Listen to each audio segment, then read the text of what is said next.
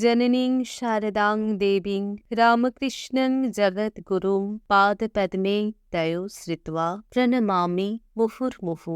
ঠাকুর মা স্বামীজির চরণে অভূমিলুণ্ঠিত প্রণাম জানিয়ে আজ আমি ভগিনী দেবমাতার লেখার থেকে কিছুটা অংশ আপনাদের সামনে তুলে ধরছি। তিনি লিখেছেন, নহবতের ওপর তলায় সানাইওয়ালারা প্রহরে প্রহরে পুজোর সময় সানাই বাজাত, কিন্তু নিচের ঘরে বুক চাপা স্তব্ধতা। মা নিচের যে ঘরে থাকতেন তার সামনের বারান্দায় মানুষের মাথা ছাড়িয়ে যায় এমন তালপাতার বেড়া। শুধু একটি ফোঁকর দিয়ে চারপাশের বাগানের কিছু অংশ দেখতে পাওয়া যেত, আর সেখানেই মা দিনের বেলা এমনকি গভীর রাত্রি পর্যন্ত ঘণ্টার পর ঘণ্টা দাঁড়িয়ে থাকতেন, কেবল স্বামীর মুখটুকু অনেক দেখার আশায়, কিন্তু বৃথা।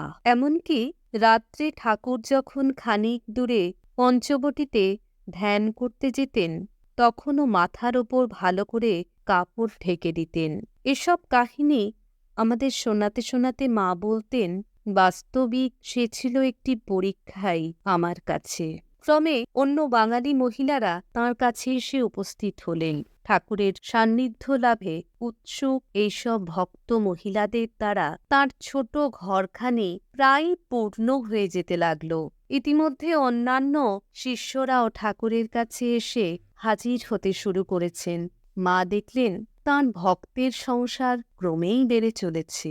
একবার ঠাকুর তাঁকে বলেছিলেন, দেখো, ছেলেপুলে সকলেরই থাকে, কিন্তু তারা প্রায় মন্দ অবাধ্য হয়, কত ঝঞ্ঝাট বাঁধায়, কিন্তু আমি তোমার কাছে যেসব ছেলেদের এনেছি তারা সবাই ভালো, শুদ্ধ সত্য। এরা তোমাকে কখনো কষ্ট দেবে না। যত লোকই আসুক না কেন, মা তাদের খাবার তৈরি করতে কখনো ক্লান্তি বোধ করতেন না। প্রায় তাঁর নৈপুণ্য রীতিমতো পরীক্ষার সম্মুখীন হতো।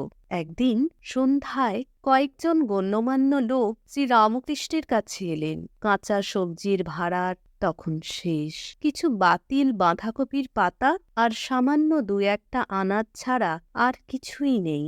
মা পড়লেন সংকটে, কিন্তু গোলাপ মা তাঁকে আশ্বাস দিয়ে বললেন, ওই ঝর্তি পড়তি দিয়েই চমৎকার একটা রান্না তুমি করতে পারবে। উত্তরে মা হেসে বললেন, ভালো, দেখি চেষ্টা করে।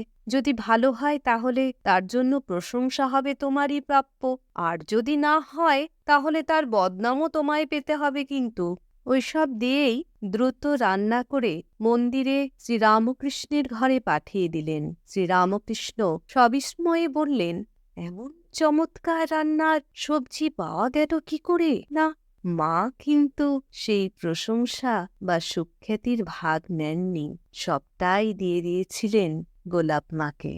আজ আমি মাকে স্মরণ করেই বাঁধাকপির পাতা দিয়ে তরকারি বানালাম। জয় মা।